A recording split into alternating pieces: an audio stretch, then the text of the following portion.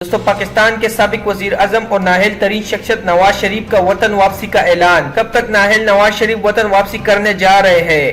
D G I S P R کا دبنگ اعلان۔ مکمل ڈیٹیل آپ کو اس ویڈیو میں دیں گے، ویڈیو کو شروع سے اینڈ تک ضرور دیکھیے گا۔ دوستو اگر آپ پی ٹی آئی کے سپورٹر ہیں یا نون لیگ کے، نیچے کمنٹ باکس میں اپنے فیورٹ پارٹی کا نام ضرور مینشن کریں۔ مزید نیوز اپ ڈیٹ کے لیے ویڈیو کو لائک کریں، چینل کو سبسکرائب کریں اور ساتھ میں بیل آئیکن کو پریس کریں۔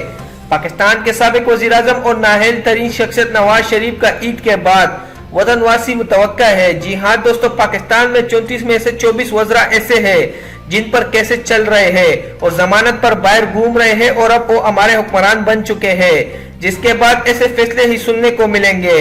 دوستو نواز شریف، مریم نواز، شاہد خاقان، عباسی، رانا ثناء اللہ اور بھی مزید لوگ ہیں جن کا نام ای سی ایل میں تھا، ان کا نام ای سی ایل سے نکال دیا گیا۔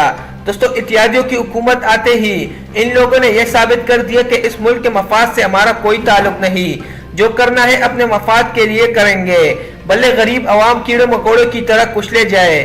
نواز شریف کا نام ای سی ایل سے ہٹاتے ہی اب ذرائع سے یہ خبر ملی ہے کہ عید کے بعد نواز شریف کا پاکستان آنے کا امکان متوقع ہے۔ دوسری جانب D G I S P R نے پریس کانفرنس کی، جس میں پاکستان میں موجودہ خراب حالات کے حوالے سے صحافی نے D G I S P R سے سوال پوچھا کہ پاکستان کے خلاف سازشوں کے حوالے سے آپ لوگوں کی کیا حکمت عملی تیار ہے، جس پر D G I S P R نے صحافی کا منہ بند کروا دیا۔ D G I S P R کا کہنا تھا کہ ہماری فوج، ہماری ایجنسی آئی ایس آئی 24 گھنٹے ایکٹیو ہے، کوئی بھی سازش جو پاکستان کے خلاف بنائی جائے گی ہماری ایجنسی اتنی ایکٹیو ہے کہ اسے ناکام بنایا جائے گا۔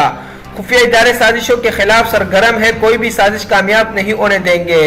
دوستو D G I S P R general major Babar Iftikhar نے واضح کر دیا کہ ایجنسیاں اور ادارے بھرپور کام کر رہے ہیں، کسی نے بھی پاکستان کو میری آنکھ سے دیکھا تو آنکھ نکال دیں گے۔